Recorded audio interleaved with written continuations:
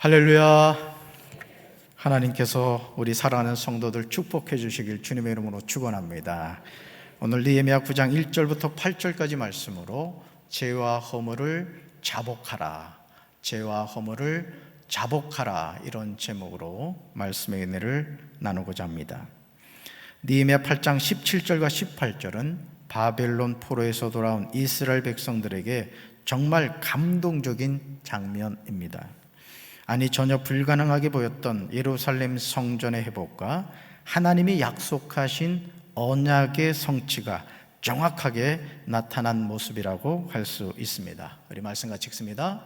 사로잡혀 갔다가 돌아온 모든 사람이 초막을 세우고 거기에 머물렀다. 눈의 아들 여호수아 때로부터 그날까지 이렇게 축제를 즐긴 일이 없었으므로 이스라엘 자손은 크게 즐거워하였다. 에스라는 첫날부터 마지막 날까지 날마다 하나님의 율법책을 읽어 주었다. 백성은 이레 동안 절기를 지키고 여드레째 되는 날에는 규례대로 성회를 열었다. 아멘.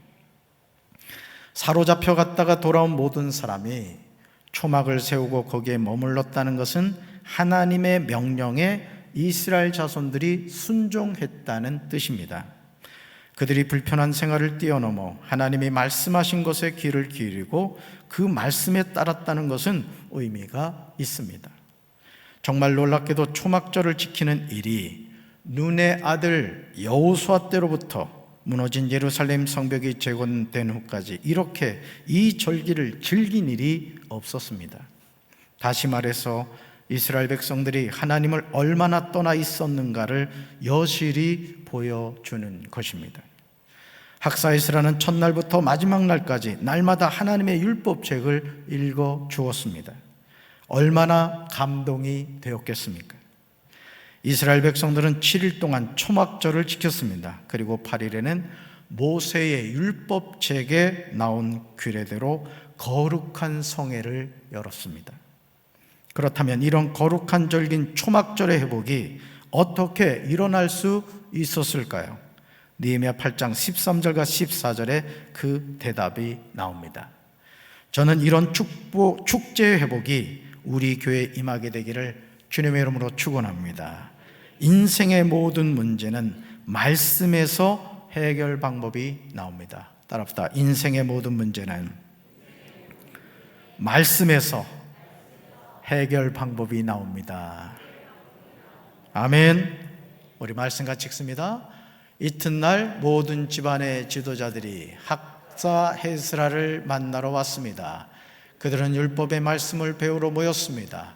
그들은 율법을 배우다가 여호와께서 모세를 통해 이스라엘 백성에게 7째 달의 절기 동안 초막에서 살아야 한다고 명하셨다는 것을 발견했습니다. 아멘.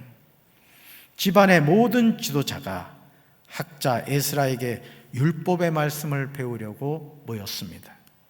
그들은 율법을 배우다가 아주 중요한 것을 발견했습니다. 바로 그것이 하나님이 모세를 통해 이스라엘 백성에게 7째 달의 절기 동안 초막에서 살아야 한다는 명령이었습니다. 하나님의 이 말씀에 순종하여 이스라엘 자손들은 초막절을 지키게 됩니다. 이 시간 여러분 조용히 상상해 보시기 바랍니다. 황폐했던 예루살렘, 무너진 예루살렘 성벽을 52일 만에 재건했습니다. 하지만 아직 이스라엘 자손들에게는 가장 소중한 것이 없었습니다. 그렇습니다. 가장 소중한 것은 하나님의 말씀이었습니다. 하나님의 은혜로 이스라엘 자손들이 이 사실을 깨닫게 된 것입니다. 그래서 그들은 지체하지 않고 학사 에스라에게 여호와께서 이스라엘에게 명령하신 모세의 율법책을 가져오기를 청한 것입니다. 이스라엘 자손이 3대 절기 가운데 하나인 초막절을 지켰다는 것이 중요한 것이 아닙니다.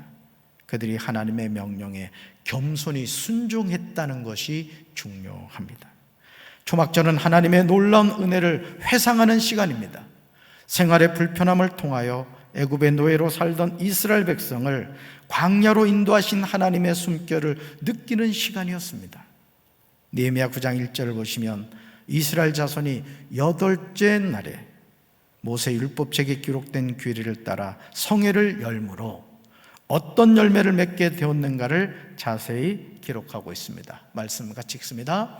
그달 24일에 이스라엘 자손이 다 모여서 금식하면서 굵은 베옷을 입고 먼지를 뒤집어 썼다. 아멘.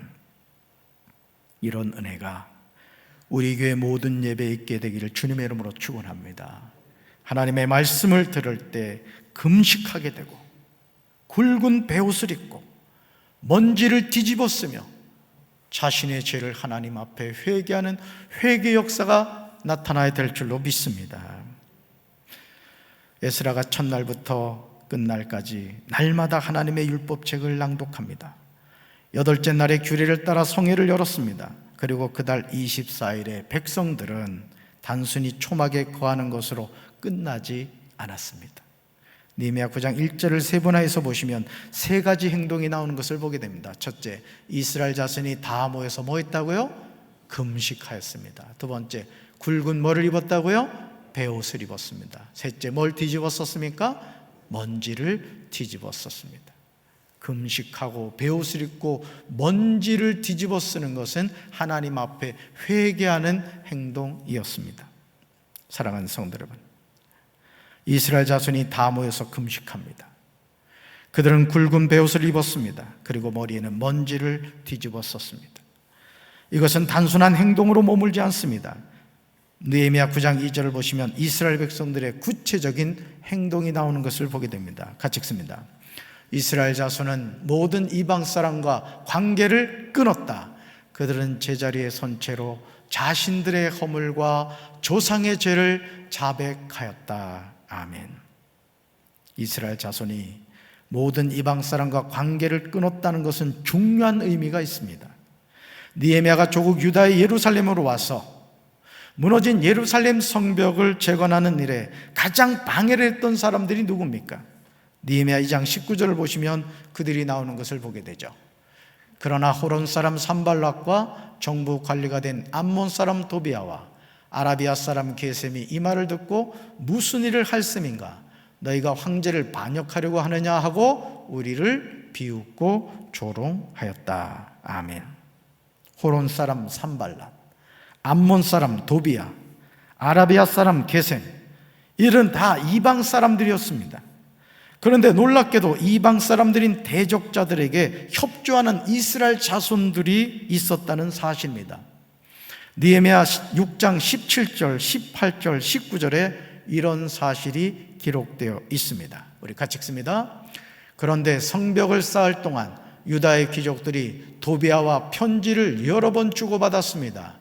많은 유다 사람들이 도비아에게 충성을 맹세했습니다. 왜냐하면 도비아는 아라의 아들 스가냐의 사위였기 때문입니다. 도비아의 아들 여호하난도 베레기야의 아들 무술람의 딸과 결혼했습니다. 그 귀족들은 내 앞에서 도비아를 칭찬하니 내가 하는 말을 도비아에게 일러 바쳤습니다. 그래서 도비아는 나에게 겁을 주는 편지를 보냈습니다. 아멘. 예루살렘 성벽 재건이 진행되는 상황임에도 유다의 귀족들이 도비아와 편지를 주고 받았습니다. 많은 유다 사람들이 도비아에게 충성을 맹세했습니다. 어떤 귀족들은 느헤미야 앞에서 도비아를 칭찬하기까지 합니다. 심지어 느헤미야가 하는 말을 도비아에게 일러 바치기까지 하였습니다. 그러니 도비아가 기세등등해서 느헤미야에게 협박 편지를 보냈던 것입니다. 그러나 말씀의 회복은 이런 이방 사람들과의 완전한 절교를 하도록 만들었습니다. 또한 느헤미야 1장 6절에서 느헤미야가 나와 내 아버지의 집이 범죄를 자신의 죄로 회개하였듯이 느헤미야 9장 2절 하반절에서 자기의 죄와 조상들의 허물을 자복합니다. 느헤미야 9장 3절에서 말씀의 회복이 얼마나 중요한가를 깨닫게 됩니다. 그렇습니다. 회개도 막연히 일어나서는 안 됩니다. 말씀에 근거한 회개가 있어야 될 줄로 믿습니다. 따라서 회개는 말씀에 근거하여 있어야 합니다. 아멘. 하나님의 말씀이 선포될 때 그 말씀을 통해 나의 죄를 깨닫게 되고 그 말씀을 통해 우리가 얼마나 하나님을 떠나서 살고 있는가를 깨달아야 한다는 사실입니다. 느헤미야 9장 3절을 봅니다. 같이 읽습니다. 그들은 3시간 동안 제자리에 서서 그들의 여호와 하나님의 율법책을 읽었습니다. 그리고 그 다음 3시간 동안은 자기들의 죄를 털어놓고 여호와 하나님께 예배를 드렸습니다.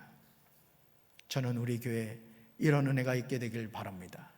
하나님의 말씀을 3시간 동안 제자리에 서서 읽고 그리고 3시간 동안 자기들의 죄를 털어놓고 여호와 하나님께 예배드리는 이런 은혜가 우리 교회에 있어야 될 줄로 믿습니다. 이것이 하나님이 우리에게 찾으시는 회개의 모습이고 예배의 참 모습인 것이죠. 3절에서 낮 4분의 1은 3시간을 의미합니다. 즉 각각 3시간 동안 2가지 행동을 하였습니다. 이것은 이스라엘 자손들이 얼마나 철저하게 자신의 죄와 조상들의 허물을 자복했는가를 보여주고 있습니다. 여러분 3시간 동안 회개한 적 있으십니까? 하나님의 말씀을 듣고 나니까 죄를 죄로 여기지 않았던 것, 아니 죄라고 여기지 않았던 것이 하나님 앞에서 얼마나 무서운 죄인가를 깨닫게 된 거예요. 그러다 보니까 3시간 동안이나 회개를 했던 것이죠. 이런 회복이 저에게도 있어야 되고 우리 성도들에게도 있어야 되고 우리 교회도 있어야 될 줄로 믿습니다. 감리교회도 있어야 되고 한국교회도 있어야 되고 우리 조국 대한민국에도 이런 회개 역사가 나타나야 할 줄로 믿습니다. 첫 번째로 제자리에 서서 그들의 여호와 하나님의 율법책을 읽었습니다. 둘째, 자기들의 죄를 털어놓고 여호와 하나님께 예배를 드렸습니다. 하나님은 영이시니 영과 진리로 예배할지니라 했습니다. 누가 영과 진리로 예배합니까? 회개하는 자가 이 예배를 드릴 수 있는 줄로 믿습니다. 느헤미야 9장 3절 말씀을 주목해 보시면 4가지 행동을 우리가 보게 됩니다. 저는 이 내용을 통해 저와 여러분이 하나님께 영과 진리로 예배를 드린다는 것이 무엇을 의미하는지 깨닫게 되었습니다. 여러분 참된 예배를 드리기 원하십니까? 그렇다면 이렇게 하십시오. 첫째, 제자리에 서야 합니다. 장소의 문제입니다. 집에서도 예배 드릴 수 있죠. 온라인을 통해서 예배 드릴 수 있습니다. 그러나 어떤 특수한 상황, 그럴 수밖에 없는 상황이 아니라면 제자리에 서야 합니다. 주님의 몸된 전에 나와 서야 된다는 거죠. 둘째, 여호와 하나님의 율법책을 읽어야 합니다. 예배는 하나님의 말씀이 있어야 됩니다. 셋째로, 자기들의 죄를 털어놓아야 됩니다. 죄의 고백이 있어야 됩니다. 여러분 주님의 몸된 전에 나올 때마다 여러분 겸손히 자신의 죄를 회개할 수 있게 되길 주님의 이름으로 축원합니다. 넷째, 여호와 하나님께 예배드립니다. 행동을 통해 나타나야 된다는 뜻입니다. 얼마나 감격스러운 모습입니까? 바벨론 포로 생활 70년 만에 돌아온 이스라엘 자손들이 학사 에스라를 통하여 모세 율법책을 듣게 되고 예수아를 포함한 13명의 헌신된 레인을 통하여 말씀의 뜻을 바로 알게 되었을 때 참된 회개가 일어나게 된 거예요. 우리 교회학교 전사님들 잘 들으셔야 돼요. 교회학교에서 우리 아이들이 회개하는 역사가 나타나야 됩니다. 유치부교회, 어린이교회, 청소년교회, 청년교회, 장년교회는 말할 것도 없는 거예요. 하나님은 죄를 미워하십니다. 하나님은 죄인은 사랑하세요. 그러나 죄를 미워하십니다. 뭘 말하죠? 우리가 죄인입니다. 그렇다면 우리가 뭐를 하나님 앞에 회개해야 됩니까? 우리의 죄를 회개해야 됩니다. 그럴 때 하나님이 우리를 긍휼히 여기시고 죄인 된 우리를 받아주실 줄로 믿습니다. 4절을 보시면 이런 회개를 통하여 기도의 회복이 일어나는 것을 보게 됩니다. 같이 읽습니다. 레위 사람인 예수와 바니, 감미엘, 스바냐, 분니, 세레바, 바니, 그나니가 단상에 서서 큰 소리로 그들의 하나님 여호와께 부르짖었습니다. 아멘. 레위 사람이 누굽니까? 레위 사람은 제사장들이 하나님께 예배를 드리는 일에 헌신된 사람들입니다. 민수기 3장 12절에서 레위인에 대한 하나님의 말씀이 나옵니다. 보라, 내가 이스라엘 자손 중에서 레위인을 택하여 이스라엘 자손 중에 태를 열어 태어난 모든 자를 대신하게 하였은즉 레위인은 내 것이라. 아멘. 야곱의 12아들 가운데 레위는 하나님이 이스라엘 자손 중에서 택하였습니다. 레위인들이 하는 일은 성막에서 제사장들을 도와서 하나님께 예배드리는 일을 섬겼습니다. 하나님의 택함을 받은 모세와 아론도 레위인이었습니다. 그런데 지금 레위 사람인 예수아를 포함한 8명이 단상에 서서 큰 소리로 하나님 여호와께 부르짖었습니다. 민수기 3장 12절을 현대 성경은 다음과 같이 번역하고 있습니다. 같이 읽습니다. 온 백성이 통성으로 기도를 드릴 때 레위 사람 예수아와 바니와 감미엘과 스바냐와 분니와 세레바와 또 다른 바니와 그나니는 연단으로 올라가 그들의 하나님 여호와께 큰 소리로 기도를 드렸다. 아멘. 저는 우리 교회 이런 통성 기도가 온전히 회복돼야 한다고 믿습니다. 우째 아멘이 시원치 않습니까? 회복돼야 된다고 믿습니다. 입신 들어가고 있어요. 지금 들어가면 안 돼. 집에 들어가서 입신 들어가야지. 제가 여기 부임해 오니까 많이 들었던 얘기가 권세강 목사님 때의 전설 얘기를 많이 하더라고요. 2층 성전에서 뒤에까지 꽉 차가지고 그냥 애들까지도 막 방언으로 기도하고 막 교회가 막 들썩들썩했다는 전설이 있었더래요. 그래서 어떻게 하자는 거예요? 지금이 중요한 거예요. 다시 회복하시기 바래요. 왜 옛날 얘기합니까? 지나간 거. 지금이 중요하지. 좋은 목사님 왔으면 더 세게 부르짖어 기도해야지. 아멘. 오늘 말씀을 잘 보세요. 통성 기도가 그냥 우리 조선 사람이 만들어낸 게 아니에요. 느헤미야 9장 4절에 나오잖아요. 우리 교회가요, 통성 기도가 회복돼야 됩니다. 아멘. 여러분 집에 불 나봐요. 불 나면 안 되는데 불이 났다고 칩시다. 그러면 불이야, 불 났어요, 이런 사람이 있어요? 불이야, 불 났어요, 그러잖아요. 여러분 가정에 불 났잖아요. 지금 얼마나 문제 많아요. 얼굴에 써 있어요. 문제 많은 인생, 기도가 많이 필요함. 그런데 기도는 안 함. 여러분 부르짖어 기도하셔야 됩니다. 속상한 일 많잖아. 남편 얼마나 속썩여. 어디 가서 소리치냐고. 아파트에서 소리쳐봐요. 아랫집에서 쫓아와가지고 층간소음 고소하지. 우리 교회에서는 누가 뭐라 그러지 않아. 음악도 또 방송실에서 우리 전사님들이 얼마나 크게 틀어주는지 다 쏟아놓고 가세요. 아멘. 자기의 죄와 조상들의 허물을 자복하는데 어찌 통성으로 기도하지 않을 수 있겠습니까? 여러분 성령이 임하셨을 때 여러분 체험하셨잖아요. 죄를 죄라고 여기지 않았는데 성령이 임했을 때, 제가 하기교회에서 목회할 때 담임 목사님 그러더라고. 어린 시절 그 사촌 형네 집에 갔는데 그때 우리 남자들은 이 팽이가 거의 BTS 수준이었어. 팽이가. 그런데 갔더니 말이죠, 사촌 형이 팽이를 가지고 있는데 이 팽이가 또 팽이 싸움을 하거든요. 근데 이 팽이 위에다가 이렇게 생겼잖아요. 팽이. 이 팽이 위에다가 철판을 붙여놨더래요. 철판을. 와, 천하무적이더라는 거야. 얼마나 그걸 갖고 싶었는지 집에 올 때 슬쩍해서 가져왔다는 거야. 완전 범죄를 한 거예요. 완전 범죄를. 그 사촌형은 하늘로 올라갔나 땅으로 꺼졌나 그랬을 거야. 근데요, 성령을 받고 나니까 그 사촌형 팽이 훔쳐놓은 것이 회개가 됐더라는 거야. 여러분 팽이만 훔쳤어요? 얼굴에 써 있어 많이 훔쳤음. 여러분 성령이 함께할 때 어떻게 돼요? 내 죄가 깨닫게 되잖아요. 나의 허물이 깨닫게 되잖아요. 그 뭐예요? 그 뜻은 하나님 앞에 쏟아놓으라는 얘기예요. 다 쏟아놓으시길 주님의 이름으로 축원합니다. 그래요. 그렇게 해야 됩니다. 여러분 현대 성경은 4절의 내용에 대해서 이렇게 해놨어요. 민족적인 참회의 기도. 제목을 이렇게 해놨어요. 그렇습니다. 지금 대한민국은 온 백성이 통성으로 기도하며 민족적인 참회의 기도가 있어야 할 줄로 믿습니다.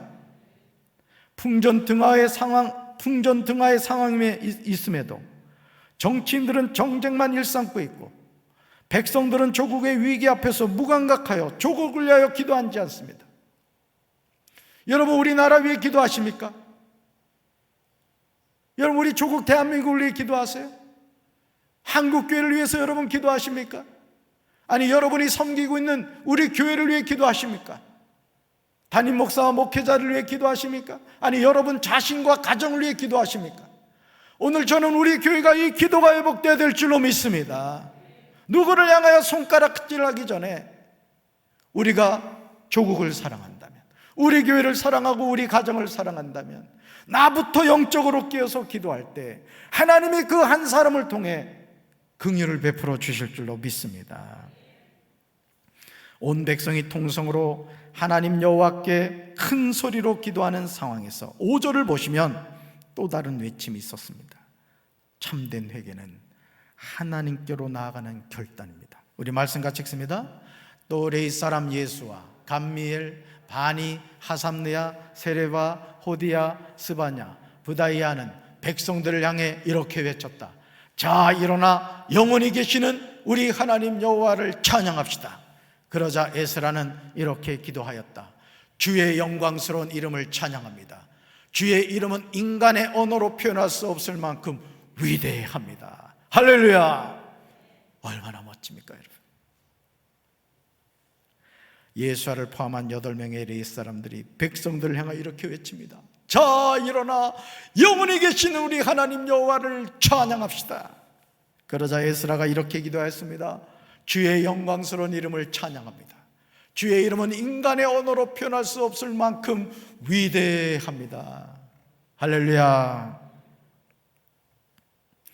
한글 성경 번역본에 5절에 관한 내용에서 에스라가 기도했다는 내용이 없습니다. 그런데 현대인의 성경은 예수아를 포함한 8명의 레위 사람들과 에스라의 역할을 나누어서 번역합니다.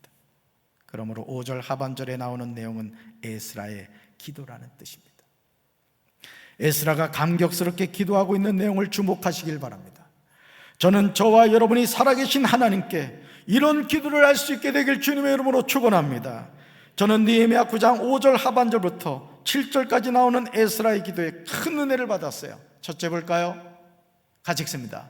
주의 영광스러운 이름을 찬양합니다. 두 번째요, 주의 이름은 인간의 언어로 표현할 수 없을 만큼 위대합니다. 세 번째요, 주는 유일하신 여호와시며 하늘과 별 그리고 땅과 바다와 그 가운데 있는 모든 것을 지으시고 생명을 주심으로 수많은 하늘의 천사들이 주께 경배를 드립니다. 네 번째요, 주는 아브라함을 택하시고 그를 갈대아 우르에서 인도해내어 그에게 아브라함 이름을 주신 여호와 하나님이십니다. 할렐루야. 말씀을 준비하면서 예수아를 포함한 8명의 레위 사람들과 에스라가 하나님의 어떤 부분에 대해서 강조하고 있는지 보았습니다.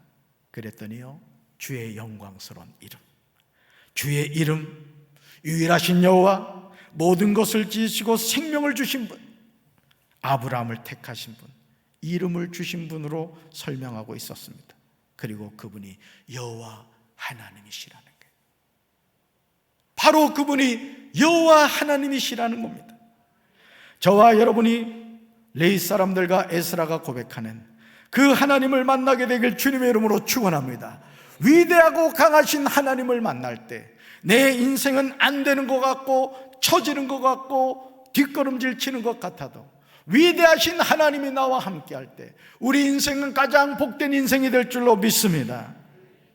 우리는 영원부터 영원까지 계시는 나의 하나님 여호와를 일상의 삶에서 송축해 합니다.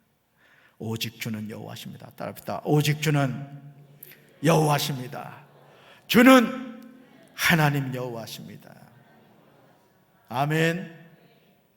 신앙생활에서 가장 중요한 것은 하나님이 누구신가에 대한 고백이에요. 오늘 수요 저녁 예배를 드리러 오기 전에 신명기 말씀을 읽다가 왔습니다. 그 신명기에서 하나님이 계속 말씀하시는 것이 뭐냐면 너희 하나님 여호와가 어떤 분인지를 잊지 말라는 거예요. 홍해에서 너희를 어떻게 건너게 했고 내가 광야에서 너희를 어떻게 먹여 살렸는지를 잊지 말라는 거예요. 여러분, 2021년 우리가 신축년 오늘 12월 며칠입니까? 22일이 아닙니까?